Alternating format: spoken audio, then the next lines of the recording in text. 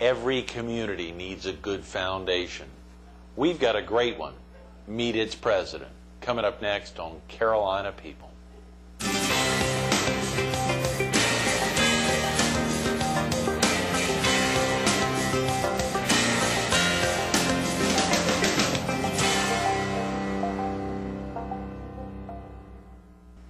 Good morning. Welcome to Carolina People. This morning we're at the Waccamaw Community Foundation at 3655 South Highway 17 in Murrells Inlet. We're focused on the foundation. We're visiting with its president and chief executive officer, Jonathan Kresken. Good morning, Jonathan. Good morning. Thank you so much for letting us in this morning. We appreciate you coming. And we are thrilled. Later this week, tomorrow and the next day, we've got the chairman of Horry County Council, Liz Gillen, who'll be with us on Tuesday and Wednesday. And then to wrap out the week, Maurice Williams, the famous singer from Lancaster, South Carolina, who now lives in Charlotte, of course, of Little Darling and Stay. We're very excited this week to be, of course, here at the foundation. Well, we thank you for coming down here to visit with us, and I know you're going to have a wonderful week of great people on your show. This is a beautiful location, Jonathan. I had no idea. It's been just a wonderful gift and a pleasure to be here. You know, we recently relocated from the Myrtle Beach area a little over a year ago, as you know, Greg, and it's been a wonderful gift. It was a gift by a donor, and as you can see from the facilities here, it's just a wonderful location. Yeah, they went all out. They went all out, and of course, right behind there, I'd eaten at this restaurant a number of times. What was it, the Sea Captain's House or something? I mean, it was really a very nice place. But they've turned it into a very nice office for them. They have, and it's not. I would say probably once a month, Greg, someone still stops by and pulls in the front looking for the restaurant. I bet they do. I bet they do, and you bring them in and show them about community foundations. We do what we can to educate them about the Waccamaw Community Foundation. Absolutely, and the foundation's going strong. Y'all are about to celebrate a 10-year anniversary next year. We're getting very close to our 10th year anniversary, and our assets have grown tremendously. Since the inception, we started out with a little over $50,000, and we're by the end of this year, we should be close to right about $19 million. Wow, I was about to say $17 million. You broke in with another higher teen. That's tremendous. We have some gifts that we know are coming in the next couple weeks, Greg, which should put us close to $19 million, and we're very excited about that. Wow, Jonathan, that is tremendous. What is that like to be involved with a group that's grown such exponentially since its inception less than a decade?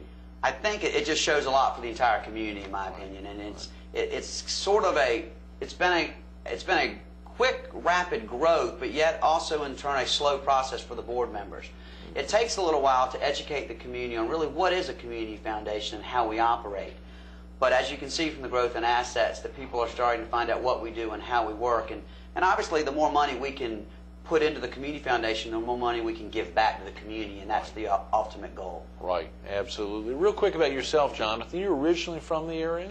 Well, I consider myself a local, but I've been here since 1974. I moved here when I was 8 years old. Yeah, definitely a local, yes. And you still have family here in the area? I do. I live in the north end of, in Myrtle Beach, but in the north end in Briarcliff Acres. And actually, I've been living there because I'm living in the house that I grew up in. So I've been in that community for over 30 years. Wow. I am married to my wife, Catherine, and I have two boys, John Morgan and Albert. Yes, and I believe reading about you, your parents had had a long-standing ties here in the area. Yes, sir. My father was the pastor of Risen Christ Lutheran Church, which is right over there in Briarcliff Acres area. Sure. And he started that church when we moved here in 1974. Is that he actually kicked it off? He kicked it off. Wow. We started with 11 members in the Holiday Inn in North Myrtle Beach. No way. And it's now obviously a sprawling church there doing great things. My father and mother still live in the area. They live in Barefoot Resort over there in that area. And my father retired from the church in, I think it was 95 or 96. Mm-hmm.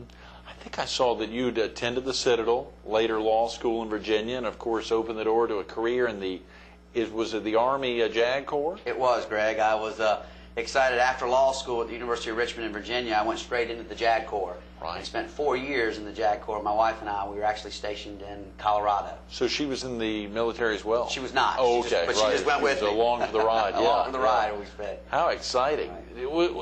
JAG, the JAG Corps, was anything like the TV show? Well, not exactly, but some of it's pretty close. We tried a lot of cases. I got a lot of courtroom experience. I did get to do some fun things, like spend a lot of time flying around in helicopters and doing those type of things. Wow. So we did have, it is kind of fun. Yeah, absolutely. And that set the stage for the Waccamaw Community Foundation. What did you do between your time there in the JAG Corps and joining the foundation? What year was that?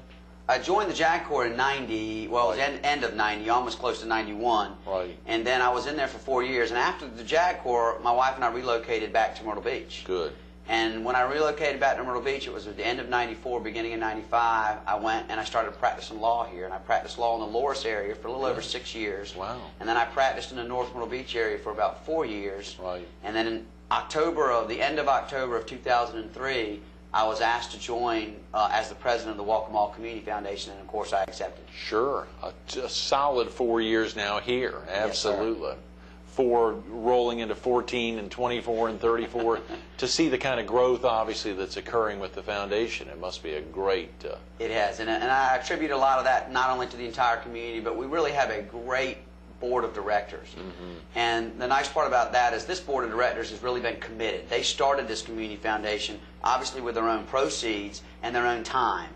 And that board of directors has stayed with the organization since the inception. They're starting to roll off now because of the terms, but they really put a lot of their heart and soul as well as their money into the community foundation to make it a success. Let's say the folks who pull in here thinking it's a restaurant and they're looking for Sea Captain's House. You bring them in and you say, we're the Waccamaw Community Foundation. They say, what the heck is a community foundation? Just how do you answer that simple question? It's you know, as we said a moment ago, Greg, it's not such a simple answer, but really a community foundation is it's a collection of assets. We obviously, as you just said, we have close to $19 million. Right. We manage those assets. So we have different types of funds. We might manage a scholarship fund for the Everett family. Right. We might manage a scholarship fund for the Kresken family. Or a lot of people have what we call donor-advised funds, where someone can actually place assets with the community foundation and then throughout time use those assets to give away to the local or charities outside of the local area, whichever they prefer. That's very important. So oftentimes folks know ahead of time going into it who they want their dollars to go to, but they want to utilize the foundation as the vehicle to make that happen? Or many times they do, but a lot of times what the good part about a community foundation is we are able to we work with all the nonprofits within the community. As you well know, there's over 175 nonprofit organizations within our area right now. Right. And we try to make ourselves familiar with every nonprofit. So we want to know what their needs are, because one thing that we try to do, Greg, is we try to match up our donors with the needs and the causes in our local community. Right. So if we know that the local Red Cross is in need of, say, a van or a travel or equipment, transportation equipment, we may know the right donor who wants to make a gift to the Red Cross of that magnitude and be able to help them arrange to buy transportation. And we have done things just like that in the past. That's a very good point. How does the Waccamaw Community Foundation differ from, let's say, the Horry County United Way? Okay. That's a great question, a question we get asked a lot of times. Olivia Guerin with the United Way is a great friend of the foundation and their whole organization. But the real difference here is we need both in our community.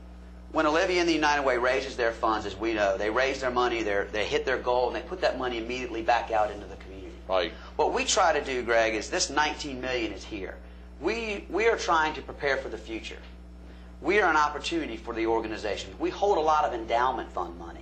So in other words, we're trying to make sure that the nonprofit organizations that are being started and the ones that are currently here are able to maintain in the future. Good. Let's build an endowment fund to support the community kitchens and the Red Crosses and the local organizations that we all care about long into what I call perpetuity. And there are other community foundations in the area, or is this the only one of its kind? There are currently, Greg, there's over 750 community foundations nationwide. Okay. And there are 9 in South Carolina. Right. Community foundations a lot of times are organized by geographic location. For example, the Waccamaw Community Foundation services Horry and Georgetown counties. We service both counties. Right. What that basically means is our unrestricted assets that we have here, we're going to spend that money in Horry and Georgetown County only. It doesn't mean a donor now who has a donor advised fund can't spend their money elsewhere. Right. But, for example, Charleston has a community foundation. Sure. But Charleston also services the 3 or 4 counties around Charleston. There's a community foundation in Columbia, one in Spartanburg, in Greenville, Aiken, and they're just forming a new community foundation in the PD. Right, sure. Tripp talked to me about that. And of course, even down in Charleston, folks in the Georgetown area not knowing about the Waccamaw Community Foundation may even turn to them, and had. I saw the Bunnell, obviously at her death, $40–50 million going to the Charleston one to spend back in Georgetown. That's correct. So a real opportunity now that y'all are up and running strong. If there were opportunities like that, they would probably and hopefully turn to the Waccamaw Community Foundation. That is true. One thing I've noticed in the couple years that I've been with community foundations is the way that community foundations collaborate with one another and work closely. I know Jill's very well from the Bunnell Foundation, and we try to help each other out. If she knows there's a need that I possibly could do, or if I could send a donor, or excuse me, a nonprofit organization to Jill's that she could help out the Georgetown area, we do the same thing. Good, yeah. And the same with the Charleston Community Foundation. Since we both overlap in Georgetown, we work very closely together because we're all after the same thing. We're trying to help support the nonprofit organizations within our area. That's great. We interviewed Mason Hardy a couple of months ago, which is fascinating. I believe he's with the Scampo. Yes. Doing a lot statewide. Do you all work together with Scampo at all? I do. In fact, I'm on the board of directors of Scampo. I'm the secretary treasurer this year for Scampo board of directors. That's great. Good. And as you know, in interviewing Mason, we worked very closely, not only financially supporting Scampo, but as I just said, I'm on the board there. I believe what Scampo does for the entire state is wonderful. Not only do they advocate, but they're helping me and helping other community foundations by helping put the word out about good board governance, financial responsibility. Good. And those are the type things and the reason I should say that we work closely with Scampo is because we want all the nonprofits within our area to do those things, to be transparent, to have good board governance, so that board members are learning what they should and shouldn't do. Absolutely. Big push right now. I think something went out last week, the bailout, a neighbor for Christmas. Real opportunity there to get the word out now at this time of the year. It's one of our new programs. We're very excited, and I'm so thankful that you're giving us the opportunity this time of year to talk about our new program. We launched this program, Greg, about 10 days ago. I know. The first part a lot of December. Folks were picking up. I'm going to hold that up while you're talking there. Sure. That which you have in your hand is our new postcard, which we just sent out last week. And that postcard should have hit all the mailboxes, we hope, in Horry and Georgetown County. But what this program is, we think it's very unique. We're excited. This program is a way that we feel donors and our entire community connect with the nonprofits. For example, it's called the Community Wish List. Right. This program is pretty simple. What we've done is you go to our website, a nonprofit organization can go to our website, or a donor. But the nonprofits go first. They go and they register on our website. And that puts all their financial information, who their point of contact is, and what their mission is. But it also gives them an opportunity to say, we need something. It could be anything from an activity bus, a laptop computer, or the neat one that you're showing here is one of the local organizations, Outreach Farms, needs a hay baler. And so they're able to go there. And so what we're trying to do in our community is say, we at the Community Foundation, we don't have all the money to support all the nonprofits. But let's say there's a donor out there in our local community who wants to do something at Christmas time especially. And they either want to give money or they want to buy something. A lot of times people don't just want to give money. But they have the opportunity now. They can go to the wish list, click on that and say, I see someone needs a laptop computer. Or a simple digital camera someone needs. They could go out with their family, buy the digital camera, and actually make that gift to the local nonprofit agency. That's tremendous. I think it's going to be a great resource for not only the nonprofits, but the local donors to be able to go there. And the other thing I find this interesting is, in practicing with my law firm, several times, one time we updated our computers. We had 7 or 8 computers that were fairly good, didn't want to throw them away, but we didn't know what to do with them. A donor now can click on our website and go there, and all they have to type in is the word computer. So every nonprofit who's in need of a computer will pop up, and they can then choose, or maybe they can connect themselves with, say, the local Boys and Girls Club who's trying to start a computer lab. I love it. Connect your interests with the community's needs. What a great tagline there. And, of course, a real push. A lot of folks do have interests that would absolutely dovetail very well with different parts of the community's needs. That is correct. And we're excited about it, and I think it's really good.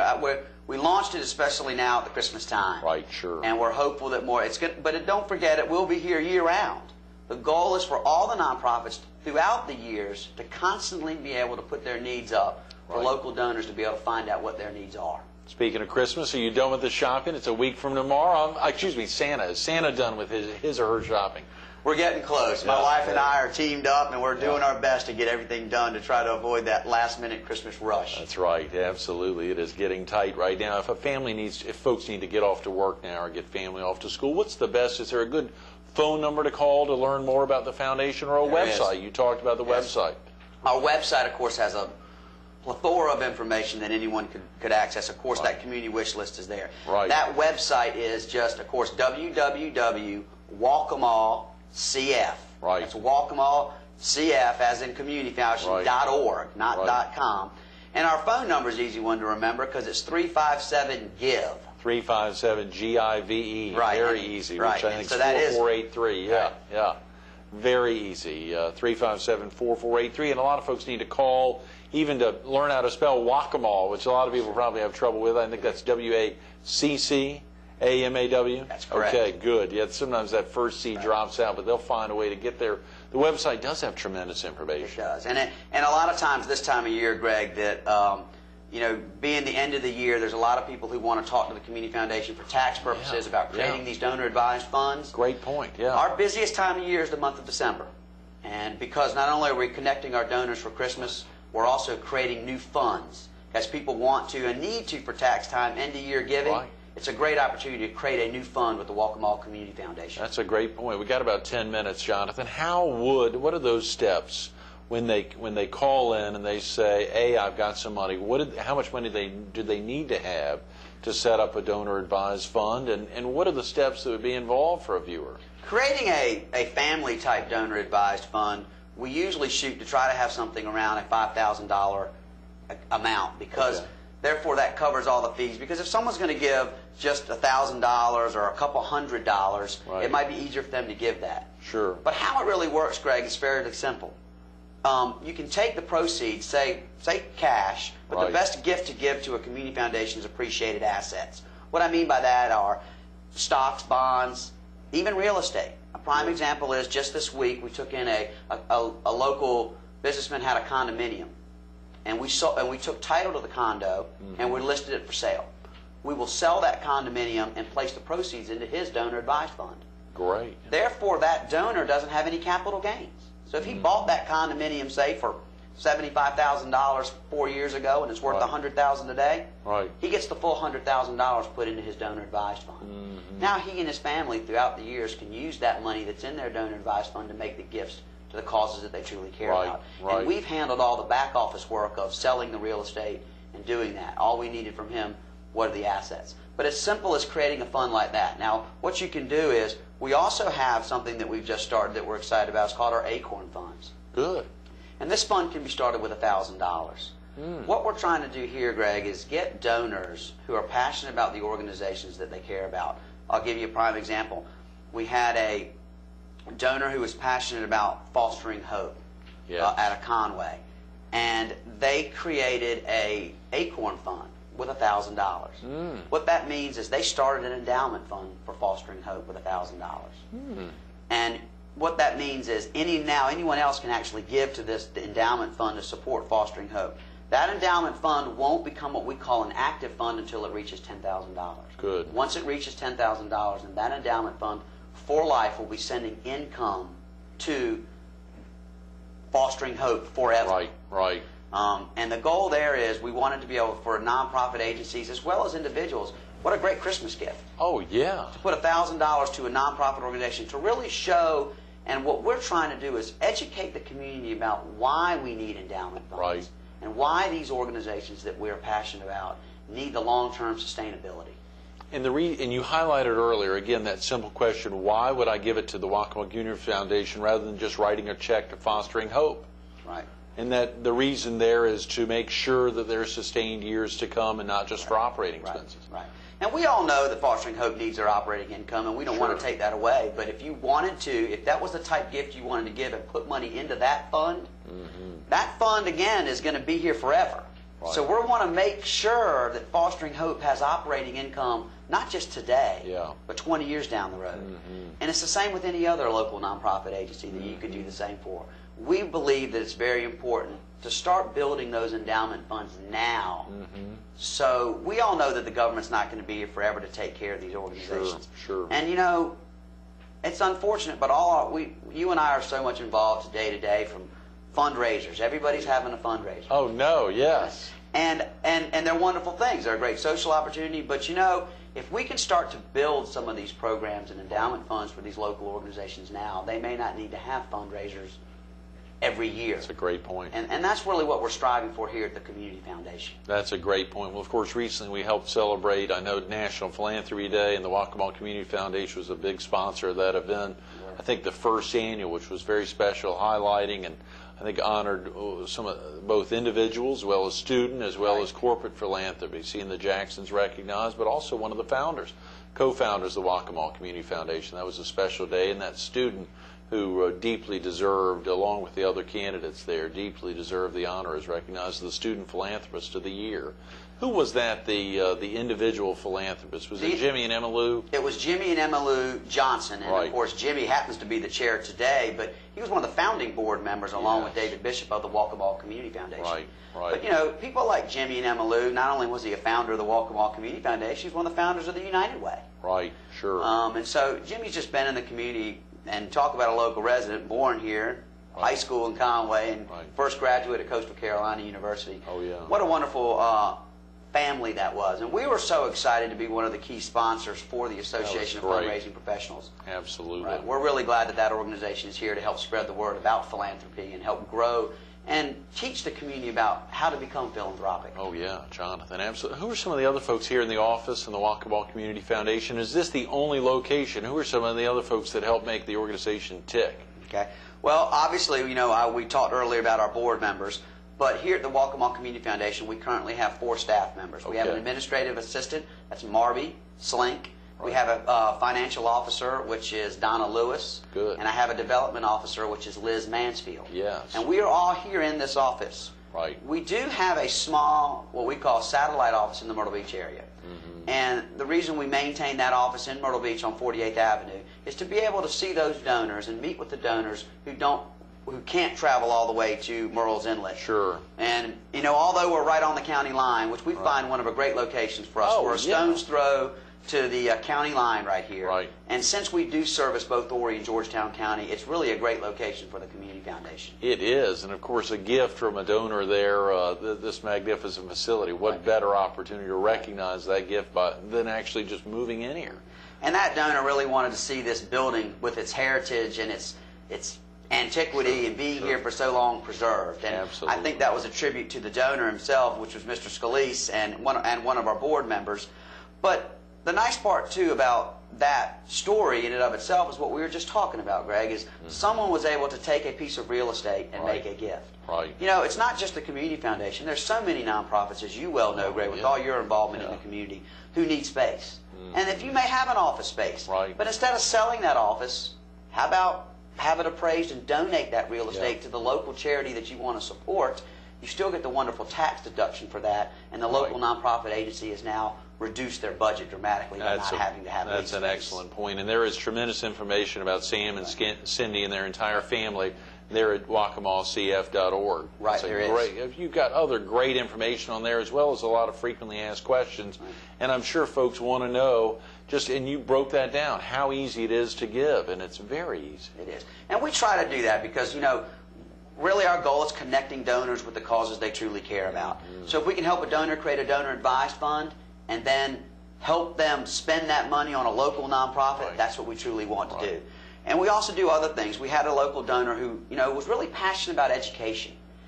But she didn't want to leave all her assets to just one educational entity, or didn't know exactly, because we all know in 20 years education is going to change. So what she did is she left her entire estate to the Waccamaw Community Foundation and created an educational fund. Oh, come on. No, her entire estate to the Waccamaw Community. She left her entire estate. So, and when she passes away, her entire estate will come to the Community Foundation. But what she's done with that is create what we call a field of interest fund. And that field of interest fund is the family named educational fund. Right. So now what will happen is, throughout the years, this organization will have an endowment fund in her name. And we'll be able to support all the causes that deal with education within Horry and Georgetown County. And of course, education being a broad category, it gives this organization, the Waccamaw Community Foundation Board of Directors, the leeway to determine what the needs are that year. and an ability to make grants in this person's name forever in the field of education. That's tremendous, Jonathan. I'm sorry we've run out of time. Okay. Thanks so much for being with us this morning, and thanks for hosting us all week. Well, we thank you very much for the opportunity, and thank you for the interview. Absolutely. Stay tuned to more Carolina People with Jonathan Kresken, the president of the Waccamaw Community Foundation, coming up next. A foundation for the entire Waccamaw region. We got the largest county in the state, the fourth largest county in the state, right here on the county line. They're making a difference not only in both counties, but impacting the state, impacting the Southeast, impacting the country. When nonprofits do well here, they could have an impact all over the world for that matter. Simple phone number, 357-GIVE. If you can't remember that phone number, turn off the TV, 357-GIVE. Easy. Take the time to write that down, 357-4483. Go online to waccamawcf.org, waccamawcf.org. It's a tremendous website, a lot of great information there. There's also that wish list, the wish list for this very important time that Jonathan talked about. I'm sure you probably got the mailer last week that went out to so many area residents. If you didn't, go online to waccamawcf.org. How about this slogan, connecting people who care with causes that matter? Connecting people who care with causes that matter. You see it in Jonathan, you see it in Liz, you see it in all the folks here in the office, all the volunteers in the community that are wrapping around. Who would have thought that when they kicked off less than a decade ago with $50,000 that they'd almost be pressing $20 million today? Right at 19, it's going to be a tremendous 2007, an even more exciting 2008, and for many years to come as nonprofits in this area grow, thanks to the Waccamaw Community Foundation.